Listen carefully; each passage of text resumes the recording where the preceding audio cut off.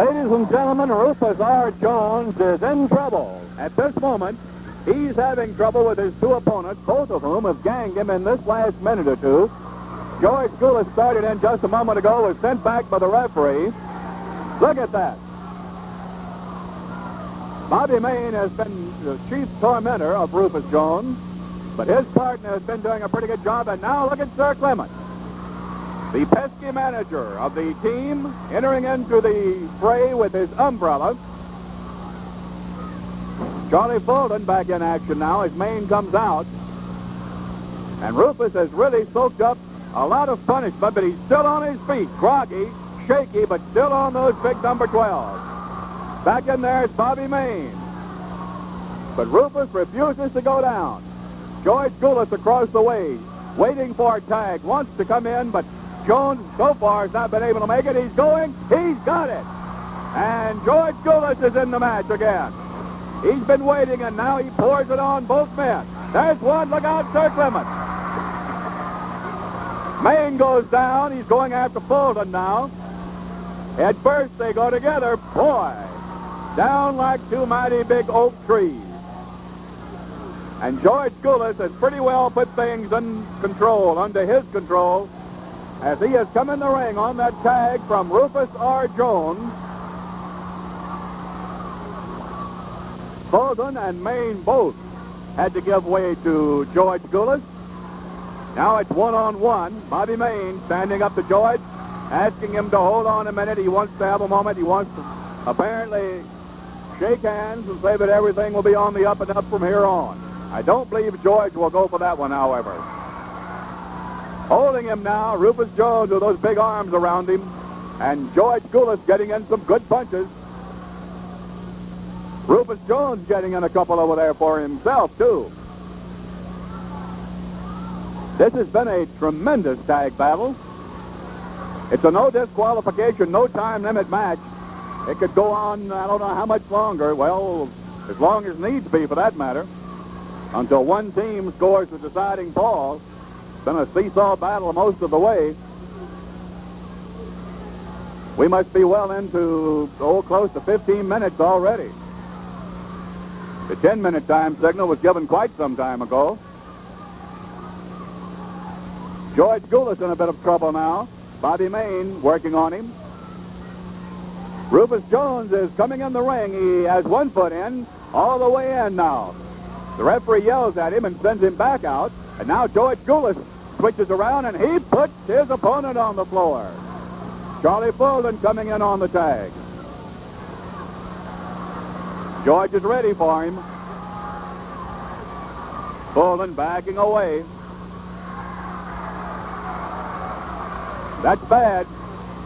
Bobby Mayne reaches around, caught George with his back to him, and slapped the right into his stomach. And that gave Charlie Fulton the advantage, and he's using it now. Rufus Jones is in there, and he's going, no, the referee's not going to let him take over. He's not going to let him stay and help his partner in any way. And both Mayne and Fulton now are double-teaming George Gulas. The referee counting to make them break it up, and it is Fulton who stays in the ring, and George Gulas rolled him across the ring, but look out. Fulton Mayne reaches out, gets a handful of his trunks, and pulls him back. I believe George was trying to make the tag that time. Might have made it. Mayne in there again. George gets the range on both of them. Swinging that big right haymaker. And now the tag to Rufus Jones. Head on, like two runaway steam engines. Big Rufus R. Jones, 275 pounds, trying to wrap it up here if he can. Sir Clement and George Gulas about to get into it on the far corner of the ring. Referee sending George back to his corner, and that gives the other side of the team, Bobby Mayne, an opportunity to come in to get Rufus Jones sort of a little mixed up here and on the defensive, and that's what he is, and look out! Bobby Mayne with a bombs away from the top rope, couldn't do it. 1, 2, 3, that's it! The winners, George Gulas and Rufus R. Jones. In a no-time limit, no disqualification match, they have defeated Bobby Mayne and Charlie Fulton, but Sir Clement is in there with his umbrella. Out on the floor goes Rufus R. Jones, and they're going to work George Gulas over. Sir Clement jabbing at him with that umbrella, as I believe that's Charlie Fulton holding. I can't see, with that blonde hair all over his face, I can't see too much of him. The other man is out on the floor with Jones. Yes, that's Bobby Mayne in the ring. Now Fulton's back in there, and they have Jones bleeding. I can see some blood on the head of Rufus R. Jones, on his face. Sir Clement working on George Gulas, and they've opened the gash, blood flowing down the face of Rufus R. Jones. George Gulas goes down on the floor. Jones reaches up, sees his own blood on his hands. Look at that. He sees his own blood running down his hands, and he doesn't like it. That upsets him. He doesn't like it at all. George Gulas has the umbrella from Sir Clement, and he is really pasting him with it. There's the referee holding their hands up. The winners, Rufus R. Jones and George Gulas, as a defeated team, led by their manager, Sir Clement, head for the dressing room.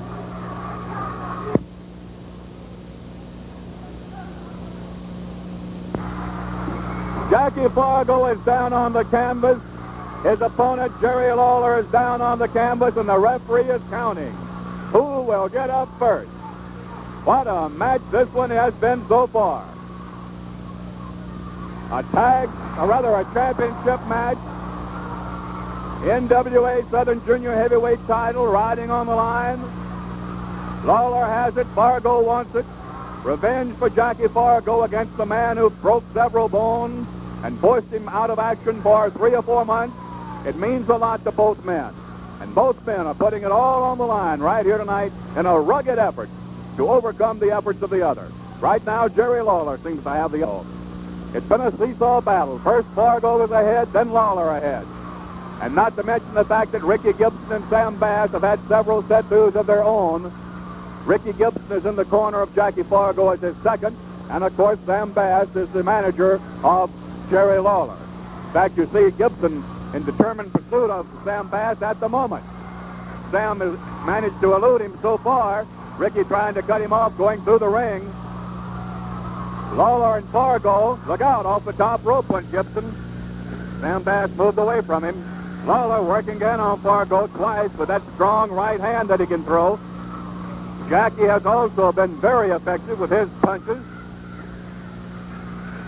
It's been a battle that has seen first one man, then the other ahead, and it can finish at any time with one man the winner or the other. Whichever man can get that big count of 3, and either man certainly is capable of winning this one. Off the ropes drives Fargo, caught him with that elbow smash. Right on top of him. May have something here. 1, 2, and Jackie still has enough left to roll him off. It was doubtful for a moment. It looked like that might be it. But the fabulous one is still Jackie Fargo, and he had enough snap back to roll Lawler off. Caught him with a knee to the head that time. Lawler felt that one. You see him holding the top of his head. It sort of shook him a little bit. Now Jackie slams him with that right hand. And the tide has shifted back into Fargo's direction. But the question is, which man can get that big count of 3? And Sam Bass. And Jackie pops him. Now Ricky Gibson is in there working on him. But wait a minute. Lawler is up to step on a powder. Could it be talcum powder? Whatever it was, a cloud of white dust completely blinded Jackie Fargo. He didn't know what to do. Lawler came up with a handful of what must have been face powder or something.